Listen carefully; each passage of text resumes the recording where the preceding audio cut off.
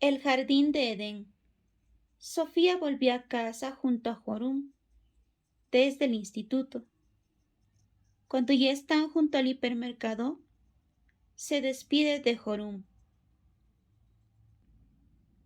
Llegando a casa, Sofía abre el buzón y recoge la correspondencia para su madre o quizá alguna carta del banco que llega para su padre, quien era capitán de un gran petrolero. Pero ese día encontró un sobre dirigido a ella, sin remitente. Así que abrió el sobre. Dentro de él había una notita que decía: ¿Quién eres?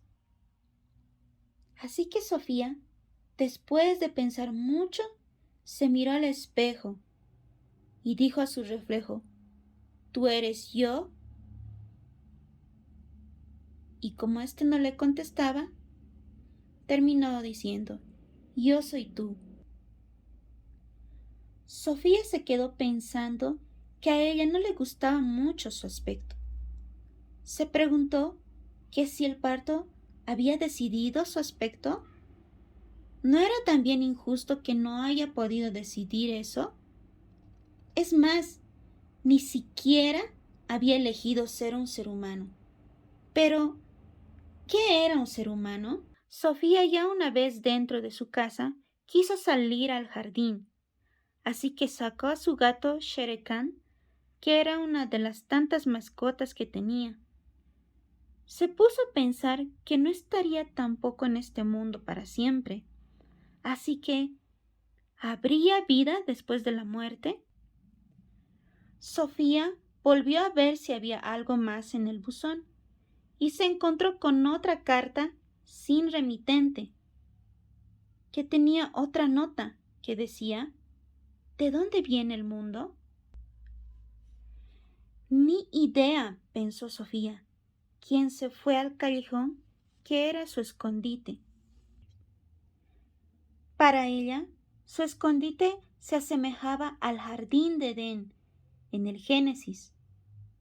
Pero, ¿de dónde viene el mundo? Se puso a pensar y llegó a la idea de que todo debe tener un inicio. Así que, si fue Dios quien creó el mundo, entonces, ¿a él quién lo creó? ¿Se creó a sí mismo? Pero qué preguntas tan maliciosas. ¿Quién la puso a cuestionarse sobre los grandes enigmas del mundo? Sofía volvió al buzón. Al parecer, el cartero dejó la correspondencia y en ella encontró una postal que era una felicitación de cumpleaños de un padre para Hilde Moller Kahn, a quien, a pesar de buscar en la guía telefónica, no encontró, lo que le llevó a otra pregunta. ¿Quién era Hilde? Sofía, justo hasta ese día, había tenido una vida normal. Sombrero de copa. Lo único que necesitamos para convertirnos en buenos filósofos es la capacidad del asombro. Sofía dio por sentado que la persona que había escrito las cartas a mano anónimas volvería a ponerse en contacto con ella. Mientras tanto, optó por no decirle nada a nadie sobre este asunto. En el instituto le resultaba difícil concentrarse en lo que decía el profesor. Le parecía que solo hablaba de cosas sin importancia.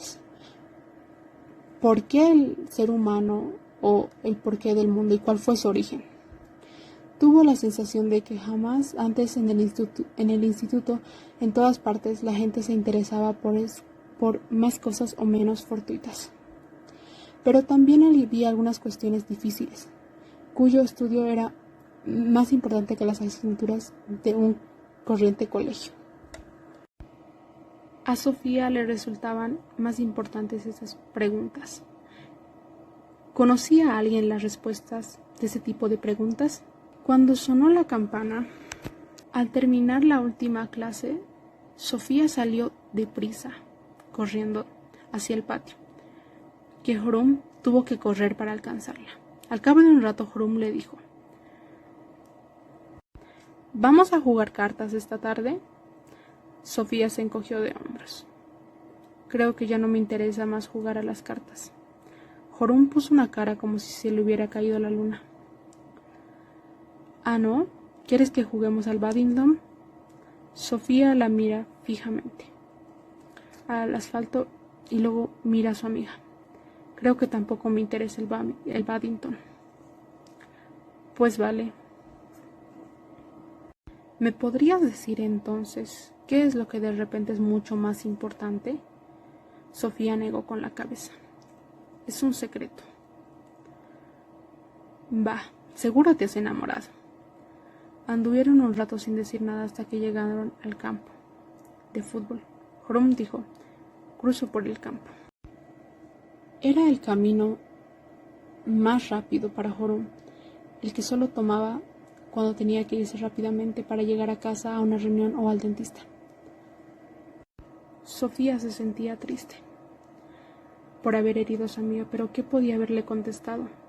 ¿Que de repente le interesaba tanto quién era y de dónde surge el mundo, que no tenía tiempo para jugar al badminton? ¿Lo habría entendido su amiga? ¿Por qué tenía que ser tan difícil interesarse por cuestiones más importantes que de alguna manera más corrientes a todas? Al abrir el buzón notó que el corazón le latía muy deprisa. Al principio solo encontró una carta del banco, unos grandes sobres amarillos para su madre. ¡Qué pena! Sofía había esperado ansiosa una nueva carta remitente del desconocido. Al cerrar la puerta de la verja, descubrió el nombre que en uno de los sobres, el dorso por donde se ponía: Curso de Filosofía. Trátese con mucho cuidado. Sofía corrió hacia el camino de gravilla. Dejó su mochila en la escalera, metió las demás cartas debajo del felpudo, salió corriendo al jardín, buscó un refugio en el callejón. Ahí tenía que abrir el sobre. En el sobre había 3 hojas grandes, escritas a máquina y unidas por un clip. Sofía empezó a leer. ¿Qué es la filosofía? Querida Sofía, decía el contenido, las personas tienen distintos hobbies y aún así, ¿hay algo que debería interesarle a todo el mundo? Si preguntamos a las personas, ¿qué es lo más importante en la vida?, obtendríamos diferentes respuestas de acuerdo a cada uno, pero aún así, con todas las necesidades cubiertas, ¿hay algo que todo el mundo necesite? Los filósofos opinan que sí, porque necesitamos encontrar las respuestas a quién somos y por qué vivimos. Por tanto, la mejor manera de aproximarse a la filosofía es plantearse preguntas.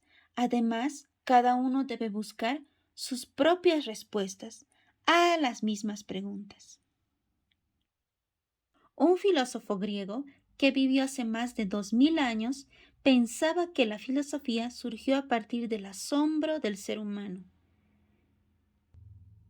Es como cuando vemos juegos de magia. No entendemos cómo pudo ocurrir lo que acabamos de ver.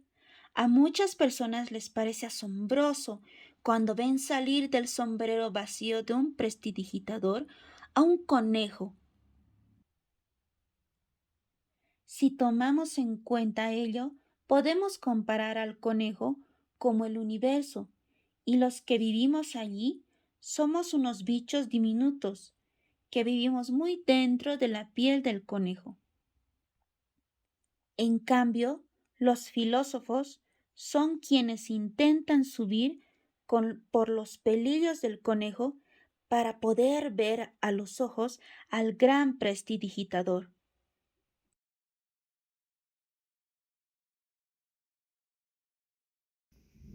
Un ser extraño. Lo único que necesitamos para ser filósofos es la capacidad de asombro.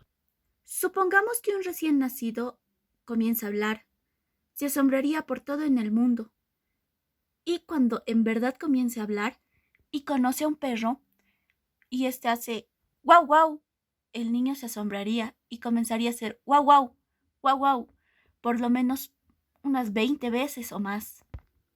Para nosotros que ya conocemos al perro, diríamos, sí, es un perro y hace guau guau. Pero para el niño que es algo nuevo, sería algo asombroso que el perro vuelva a hacer guau guau. Pongamos otro ejemplo. Supongamos que estás en el bosque y ves una nave extraterrestre. Te preguntarías quién soy, o si eres un mismo extraterrestre, o una marciana. Hagamos otro experimento.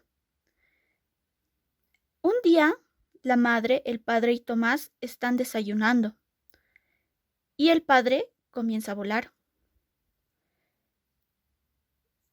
Tomás se asombraría mucho, pero a la madre le podría dar un ataque, un coma, o se desmayaría. Pero, ¿por qué pasa esto? ¿Por qué las reacciones de Tomás y la madre son diferentes? Esto tiene que ver con el hábito. Para la madre no es algo normal o habitual que las personas vuelen. Pero Tomás, que está descubriendo el mundo, no lo sabe. Y para él no es algo habitual, es algo asombroso. Al ir creciendo, vamos perdiendo nuestra capacidad de asombro. Ya no nos sorprende un animal, ya no nos sorprende un ruido, una imagen. Todo esto poco a poco va pasando porque nos vamos habituando al mundo, nos vamos habituando a vivir. En la filosofía volvemos a buscar lo que es aprender, lo que es asombrarse. Los filósofos buscan volver a ser sorprendidos, buscan despertar de nuevo el asombro. Pero como para los niños todo es nuevo, se despierta el asombro. Esto se puede comparar con un conejo. El truco de sacar el conejo del sombrero es un truco de miles de años, duró demasiados años. Supongamos que los pelillos del conejo son las personas que se asombran, que nacemos con el asombro. Y poco a poco al ir creciendo vamos llegando a la piel del conejo. Hay algunas que intentan volver a salir, hay otras que lo logran, y hay otras que se quedan en el camino. Las personas que lo logran son los filósofos, los que viven asombrados del mundo.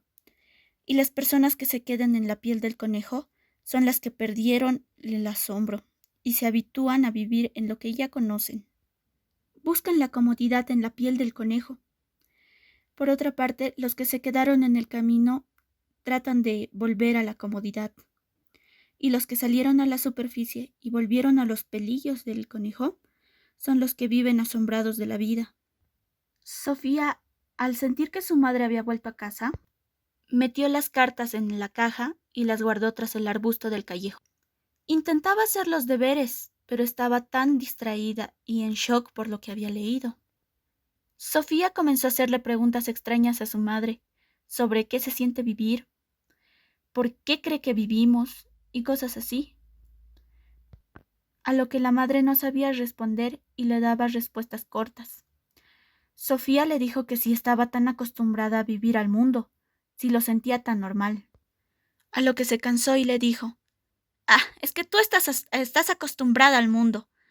Estás tan habituada a él que nada te asombra. La madre de Sofía se sorprendió por cómo le hablaba la niña y la regañó diciéndole que no le permitía que le hablara así. Sofía le contestó de otra manera diciéndole: te has acomodado bien dentro de la piel del conejo. Y ahora te pondrás a cocer patatas y a leer el periódico. La madre se preocupó un poco por Sofía, a lo que más tarde le preguntó si se había estado metiendo drogas. A lo que Sofía respondió: ¿estás loca? Eso te atrofia. Quedando así la conversación de ese día, sin hablar de drogas ni de conejos blancos. Los mitos.